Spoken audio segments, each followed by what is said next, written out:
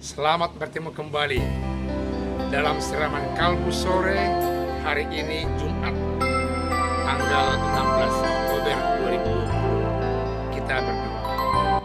Bapa yang sungguh baik, dalam nama Yesus yang mencukupkan segala sesuatu dalam hidup kami, Engkau senantiasa memperlengkapi kehidupan kami sehingga kami tidak malu dalam suasana pesta, dalam suasana hal yang biasa, dalam suasana apapun Tuhan, karena pertolongan-Mu tidak pernah terlambat. Perdengarkan sabda-Mu kepada kami, agar kalbu kami terasa sungguh-sungguh berbahagia diisi oleh firman Tuhan. Dalam nama Yesus kami berdoa. Amin. Firman Tuhan buat kita sore hari ini 2 ayat 1 sampai ayat 12 dikatakan firman Tuhan demikian. Perkawinan di Kana. Pada hari ketiga ada perkawinan di Kana yang di Galilea, dan ibu Yesus ada di situ. Yesus dan murid-muridnya diundang juga ke perkawinan itu. Ketika mereka kekurangan anggur, ibu Yesus berkata kepadanya, "Mereka kehabisan anggur." Kata Yesus kepadanya, "Mau apakah engkau daripadaku, ibu, saatku belum tiba?" Tetapi ibu Yesus berkata kepada pelayan-pelayan, "Apa yang dikatakan kepadamu, buatlah itu." Di situ ada 6 tempayan yang disediakan untuk pembasuhan menurut adat orang Yahudi, masing-masing isinya 2-3 buyung. Yesus berkata kepada pelayan-pelayan itu, "Isilah tempayan-tempayan itu sampai penuh dengan air," dan mereka pun mengisinya sampai penuh. Lalu kata Yesus kepada mereka, "Sekarang cedoklah dan bawalah kepada pemimpin pesta." Lalu mereka pun membawanya.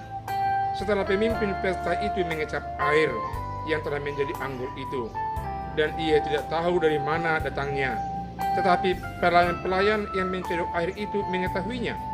Ia memanggil mempelai laki-laki dan berkata kepadanya, "Setiap orang menghidangkan anggur yang baik dahulu, dan sesudah orang puas minum, barulah yang kurang baik. Akan tetapi engkau menyimpan anggur yang baik sampai sekarang." Hal ini dibuat Yesus di Kana yang di Galilea sebagai yang pertama dari tanda-tandanya, yang dengan itu ia telah menyatakan kemuliaannya, dan murid-muridnya percaya kepadanya. Demikian, saudaraku yang kekasih, kita pada saat ini disapa oleh firman Tuhan yang memperlihatkan pertama sekali bahwasanya Yesus tidak mau mempermalukan orang yang sungguh-sungguh mau menjamu orang-orang yang ada di sekitarnya. Ketika pesta di Kana, tuan pesta sudah kehabisan anggur, dan bisa mereka malu ketika itu kalau memang Yesus tidak ada untuk memperlihatkan kuasa Allah yang ada dan air menjadi anggur. Ibu Yesus Maria sangat tanggap dengan keadaan itu.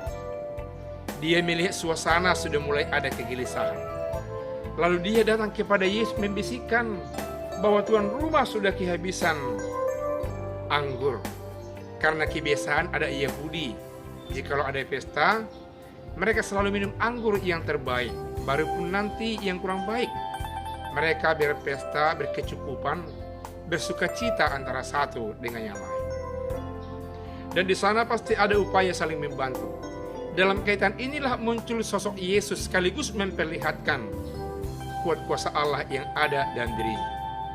Karena Yesus mengatakan kepada Maria ibunya bahwa saatnya belum tiba, tapi Maria tetap berpesan kepada para pelayan, apa nanti yang dipesankan oleh Yesus, supaya kalian dan harus mau untuk mengikutinya.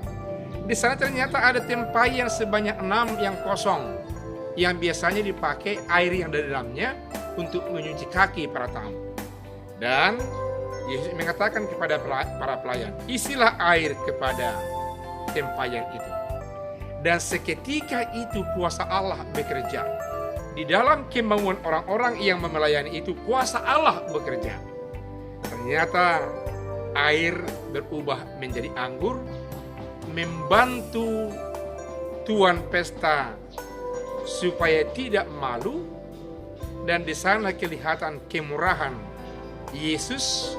Di sana Yesus betul-betul memperhatikan supaya adat istiadat orang Yahudi langgeng, ditandai dengan mengkonsumsi anggur yang enak pada saat itu. Setelah para pelayan melakukan itu dan mereka melayankan kepada orang-orang terhormat, dan ternyata mereka menikmati, lalu muncullah pujian. Luar biasa orang ini sebagai tuan rumah. Biasanya kalau sudah pesta di akhir selalu akan hadir anggur yang kurang enak, tapi ini mulai dari awal pesta, pertengahan hingga akhirnya selalu hadir anggur yang lebih enak malah. Mereka sungguh-sungguh merasa luar biasa suasana di pesta itu. Saudaraku yang kekasih, Yesus mengawal, memberkati pesta budaya yang melibatkan Yesus. Tuhan tidak mau mempermalukan orang percaya yang melibatkan Yesus dalam semua urusannya. Saudaraku yang kekasih, urusan apa yang sekarang saudara hadapi? Ada kesulitan? Bakal mungkin kepepet atau malu?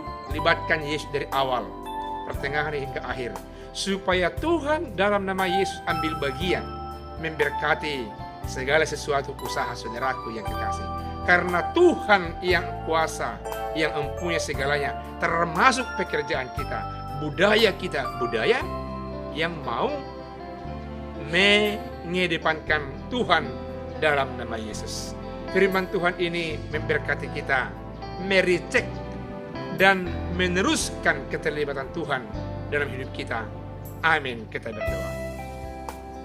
Terima kasih Allah Bapa di sorga, dengan keterlibatan Tuhan melalui Yesus Kristus dalam pesta pernikahan di Kana, memotivasi kami agar setiap saat melakukan pesta menonjolkan nama Tuhan, mengangkat kemuliaan nama Tuhan, agar kami tidak menghadapi sesuatu yang bisa mempermalukan kehidupan kami. Karena Tuhanlah yang mempunyai segalanya. Kehidupan kami dalam pesta, dalam tradisi budaya, adat, semuanya demi untuk kemuliaan nama-Mu. Dalam nama Yesus kami berdoa ya Tuhan. Amin.